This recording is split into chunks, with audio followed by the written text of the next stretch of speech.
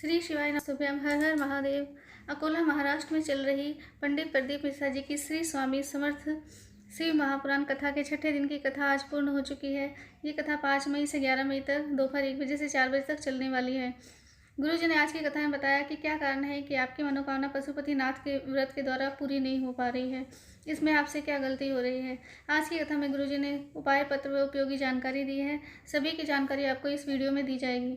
अगर किसी कारणवश आपने आज की कथा नहीं सुनी है तो इस वीडियो के माध्यम से आप पूरी कथा का आनंद ले सकते हैं। बढ़ते हैं आज की कथा की पहली जानकारी की ओर। गुरु जी ने कहा, थोड़ा सा दान करने से व्यक्ति को मुक्ति मिल जाती है, थोड़ा सा भजन करने से व्यक्ति को मुक्ति मिल जाती है, और थोड़ी सी भक्ति करने से व्यक्ति को मुक्ति मिल जाती है। पर मुक्ति और मोक्ष में एक बहुत बड़ा अंतर होता है। मुक्ति में हमें बार बार जन्म लेना पड़ता है, मगर मोक्ष में हमें जन्म मरण के आवागमन से छुटकारा मिल जाता है। बढ़ते हैं कथा की दूसरी जानकारी की ओर। गुरु जी ने कहा, पुकार भी 2 तरह की होती है। आप सारा दिन भगवान को पुकारते रहो, भजन करते रहो, नाम जाप करते रहो, और एक ऐसी पुकार होती है जो आप दिल से पुकारते हो, सिर्फ एक बार पुकारते हो और भगवान आपकी सुन लेते हैं। बढ़ते हैं आज की कथा की तीसरी जानकारी की ओर। वर्षा जी अकोला से पत्र लेकर आई। उन्होंने लिखा कि मेरी शादी को 22 वर्ष हो गए थे। इस समय तक लोग आस छोड़ देते हैं, मैंने भी आस छोड़ दी थी। बहुत डॉक्टरों को हॉस्पिटल में दिखाया, टेस्ट ट्यूब बेबी भी करवाया, पर संतान सुख की प्राप्ति नहीं हुई। फिर एक बार हमने आपकी इसी महापुराण कथा सुनी और हमने निरंतर कथा सुनना शुरू किया। फिर मैंने पशुपतिनाथ व्रत किया। बाबा ने 2 महीने बाद मेरी सुन ली और मेरी गोद भर दी। इसी का आभार व्यक्त करने कथा पंडाल में आए हैं। बढ़ते हैं आज की कथा की चौथी जानकारी की ओर। गुरु जी ने कहा, क्या कारण है? हमने आपसे कहा कि शिवलिंग पर चढ़ा हुआ जल अपने घर लेकर जाना है। झेल कर लाया जल या तो अपने घर में छिड़क लो या फिर आचमन कर सकते हैं। जब हम जल झेल कर वापस अपने घर लाते हैं तो इसका मतलब यह नहीं कि हम सिर्फ जल झेल कर ला रहे हैं, बल्कि हम महादेव से कह रहे हैं कि बाबा, मेरे जीवन में अपनी कृपा दृष्टि बनाए रखो। मेरे जीवन में जो कष्ट चल रहा है, बाबा आप ही घर के बड़े हो, आपको ही देखना है, आपको ही संभालना है। जब भी आप शाम के समय भ्रमण के लिए निकलो तो बाबा मेरे घर की ओर अपनी करुणामयी निगाह करते हुए निकलना। बढ़ते हैं आज की कथा की 5वीं जानकारी की ओर। गुरु जी ने कहा, हमारे यहाँ मध्य प्रदेश, छत्तीसगढ़ कई जगह ऐसा रिवाज है, रोज़ सुबह घर की माताएं, बहनें, बहू बेटियां अपने घर के मुख्य द्वार पर जल का छिड़काव करती हैं और रंगोली का निर्माण करती हैं। बढ़ते हैं आज की कथा की 6ठी जानकारी की ओर। गुरु जी ने कहा, पाप पति करे पत्नी धोए, ऐसा नहीं होता है। अर्थात आपने अपने जिन हाथों से पाप किया है, जिस व्यक्ति ने पाप किया है, उसी व्यक्ति को अपने हाथों से उस पाप को धोना है। पुण्य कर्म करके अपने पापों को खुद ही काटना है। आपको अपने भी किए हुए पापों को स्वयं ही पुण्य करके समाप्त करना है। किसी अन्य व्यक्ति के पूजन या अन्य व्यक्ति के दान द्वारा आपके पाप नहीं कट सकते हैं। बढ़ते हैं आज की कथा की 7वीं जानकारी की ओर। गुरु जी ने कहा, इस संसार में कोई ऐसा व्यक्ति नहीं है जिसने पाप ना किया हो। अगर कोई ऐसा कह रहा है तो समझ जाएं कि वह झूठ बोल रहा है। हमारे द्वारा कई ऐसे कर्म होते हैं जिससे हम जाने अनजाने में पाप हमसे हो जाता है। जैसे झाड़ू लगाते समय या पैदल चलते समय कई छोटे मोटे जीव, कीड़े मकोड़े पाँव के नीचे आ जाते हैं और उनका जीवन समाप्त हो जाता है। बढ़ते हैं आज की कथा की 8वीं जानकारी की ओर। गुरु जी ने कहा, दुनिया में 3 काम बहुत कठिन है। पहला काम है हाथी को धक्का लगाना, दूसरा काम है मच्छर की मालिश करना, और तीसरा सबसे कठिन काम है शादी होने के बाद मुस्कुराना। बढ़ते हैं आज की कथा की 9वीं जानकारी की ओर। गुरु जी ने कहा, पत्नी और धर्मपत्नी में अंतर होता है। पत्नी पति को पतन की ओर लेकर जाती है, पत्नी पति को मॉल में लेकर जाती है, पत्नी पति को मायके लेकर जाती है। पत्नी वो होती है जो पति को घुमाने फिराने लेकर जाती है। धर्म पत्नी वो होती है जो पति को शिव महापुराण की कथा में लेकर आती है। धर्म पति अपने पति को शिवालय में, शिव मंदिर में लेकर जाती है। धर्म पत्नी पति को धर्म के मार्ग पर लेकर जाती है। बढ़ते हैं आज की कथा की 10वीं जानकारी की ओर। गुरु जी ने कहा, धर्म पत्नी का कर्तव्य होता है कि अपने पति से 1 लोटा जल शिवलिंग पर चढ़ाने को कहो। अगर मंदिर नहीं जा पा रहे तो बेलपत्र के पेड़ के नीचे 1 लोटा जल अर्पित करो। अगर वह भी नहीं कर पा रहे तो पीपल के नीचे पिपलेश्वर महादेव का स्मरण करके जल चढ़ा दो। अगर समीप में वट का वृक्ष है तो वटकेश्वर महादेव का स्मरण करके 1 लोटा जल चढ़ा दो। अगर कहीं भी नहीं जा सकते तो घर में सूर्य देव को 1 लोटा जल चढ़ा दो। बस इतना करने मात्र से महादेव कृपा प्रदान करते हैं। बस आपका जल भगवान की चौखट तक पहुंचना चाहिए। जल चढ़ाने में बहुत ज़्यादा तो सिर्फ 5 मिनट का ही समय लगेगा, याद रखना। लेकिन आज आपके 5-10 ग्राहक दुकान में ज़रूर एक्स्ट्रा आएंगे। बढ़ते हैं आज की कथा की 11वीं जानकारी की। गुरु जी ने कहा, आपके मन को जो अच्छा लगे वो करना चाहिए। आप कहीं शादी में जा रहे हो तो कपड़े से पहनते से विचार करते हो कि ऐसे कपड़ों में लोग मुझ क्या कहेंगे। जब आप मोबाइल में स्टेटस या फ़ोटो लगाते हो तब भी आप ये सोचते हो कि पता नहीं लोग क्या कहेंगे।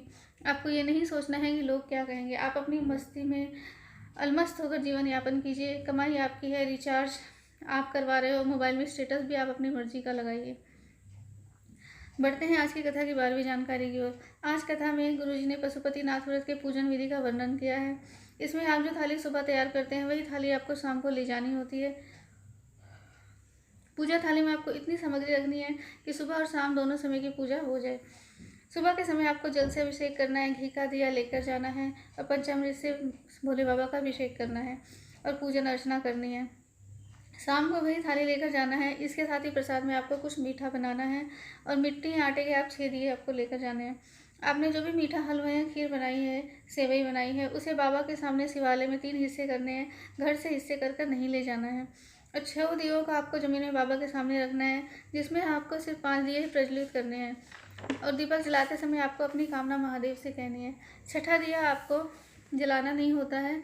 पूजन अर्चन करने के बाद छठा दिया और जो प्रसाद का एक हिस्सा है, ये दोनों आप अपनी वापस थाली में लेकर आपको घर आने होते हैं। छठे दिए को आपको अपने घर के मुख्य द्वार पर राइट हैंड साइड में प्रज्वलित करना है। और पशुपतिनाथ व्रत 5 सोमवार तक किए जाते हैं। 5वें सोमवार में इसका उद्यापन किया जाता है। उद्यापन के दिन आपको एक नारियल कलावा लपेट कर और कुछ भी दक्षिणा 11-21 रुपये शिवालय में अर्पित करनी है। इसके साथ ही 108 सामग्री, कुछ भी चावल के दाने, गेहूं के दाने, मूंग के दाने या कोई फल या कोई फूल, बेलपत्र आदि आपको शिवलिंग पर 108 की संख्या में अर्पित करनी है।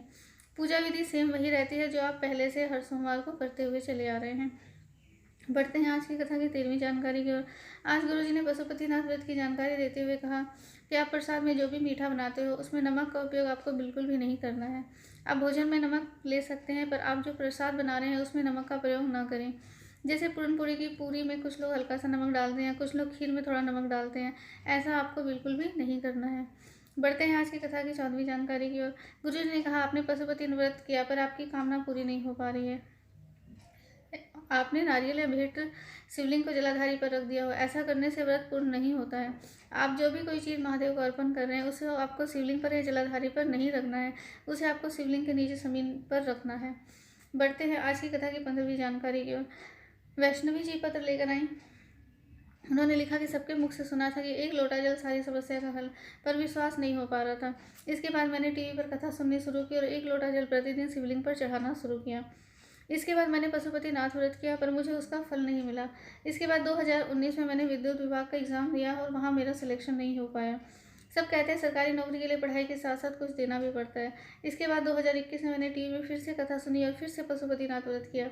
बाबा की कृपा से 2023 में मेरी विद्युत विभाग में नौकरी लग गई है। इसी का आभार व्यक्त करने कथा पंडाल में आए हैं। बढ़ते हैं आज की कथा की 16वीं जानकारी की ओर। राकेश जी पत्र लेकर आई। मेरा भाई बचपन से विकलांग था, पाँव रगड़ कर चलता था और उसके पाँव में घाव भी हो गए थे। डॉक्टर ने ऑपरेशन के लिए कहा। मेरी माँ ने शिव महापुराण के उपाय बताए। मैंने माँ के कहे अनुसार शिवलिंग पर जल चढ़ाकर, बेलपत्र चढ़ाकर उसे देना अपने भाई को शुरू किया। मेरा भाई जल और बेलपत्र आचमन करता और थोड़ा सा जल हाथ पाँव में भी लगा लेता। अब वह ठीक है और चल भी पा रहा है। इसी का आभार व्यक्त करने कथा पंडाल में आए हैं। बढ़ते हैं आज की कथा की 17वीं जानकारी की ओर। एक पत्र आया। उन्होंने लिखा, मेरा 10 साल का बेटा बोल नहीं पाता था और थोड़ा बुद्धि से भी कमज़ोर है। डॉक्टर के इलाज से कोई फ़ायदा नहीं हुआ। मेरी सहेली ने आपकी कथा और सीहोर की जानकारी दी। हमने कथा सुनना शुरू किया। हम सीहोर कुबेरेश्वर धाम गए, रुद्राक्ष लेकर आए और उस रुद्राक्ष का जल बेटे को देना शुरू किया। बेलपत्र शिवलिंग पर चढ़ाकर रुद्राक्ष का जल बेटे को देना शुरू किया। बेलपत्र भी शिवलिंग पर चढ़ाकर उस बेलपत्र को ही बेटे को देना शुरू किया। सोमवार को आपके कहे अनुसार 5 चीज़ें चढ़ाना शुरू कर दी। मेरा बेटा 80% बोलने लग गया है। बुद्धि भी उसकी पहले से बेहतर हुई है। इसी का आभार व्यक्त करने कथा पंडाल में आए हैं। बढ़ते हैं आज की कथा की 18वीं जानकारी की ओर। एक बच्चे ने गुरुजी से पूछा, गुरुजी किसी का दिल दुखाने से पाप लगता है या पुण्य? गुरुजी ने कहा पाप लगता है। तो बच्चे ने कहा, गुरुजी कल आप चले जाओगे तो हमारा दिल नहीं दुखेगा? इस बात पर गुरुजी बहुत ही प्रसन्न हुए। बढ़ते हैं आज की कथा की 19वीं जानकारी की ओर। कथा कभी भी धन से नहीं होती है, दिल से होती है। अगर कोई कथा धन कमाने के लिए करता है तो उसे जीवन भर धक्के खाने पड़ते हैं। अगर कोई कथा दिल से करता है तो महादेव भी उसे 1 साल के अंदर सब कुछ प्रदान कर देते हैं। बढ़ते हैं आज की कथा की 20वीं जानकारी की ओर। 26 मई 2023 को गुरुजी की एक दिन की शिव चर्चा होने वाली है राजस्थान के झालावाड़ में। ये सिर्फ एक दिवसीय शिव चर्चा है। बढ़ते हैं आज की कथा 21वीं जानकारी की ओर। गुरुजी ने कहा कि रुद्राक्ष वितरण जल्दी ही शुरू होने वाला है। उस रुद्राक्ष वितरण को हम 1 या 2 साल तक लगातार करने वाले हैं। रुद्राक्ष हमारे पास बहुत बड़ी संख्या में उपलब्ध हैं। सॉरी। आप जब भी सीहोर आओगे तो ये सोचकर मत आना कि हमें VIP ट्रीटमेंट मिलेगा, खाने में ये मिलेगा वो मिलेगा। आप ये सोचकर आना कुबेरेश्वर धाम की धरा में कंकड़ रूपी शंकर का स्मरण करते हुए, लोट लगाते हुए श्री शिवाय नमस्तुभ्यम का 108 बार जप करके अपनी मनोकामना भोलेनाथ से कह देना। और अपना व्यक्त याद रखना, बाबा 3 महीने के अंदर आपको दोबारा जरूर बुलाएगा, ये निश्चित है। उम्मीद है आज की वीडियो आपको बहुत उपयोगी लगी होगी और आपको आनंद आया होगा। वीडियो पसंद आए तो लाइक करें, कमेंट में हर हर महादेव जरूर लिखें। श्री शिवाय नमस्तुभ्यम। हर हर महादेव।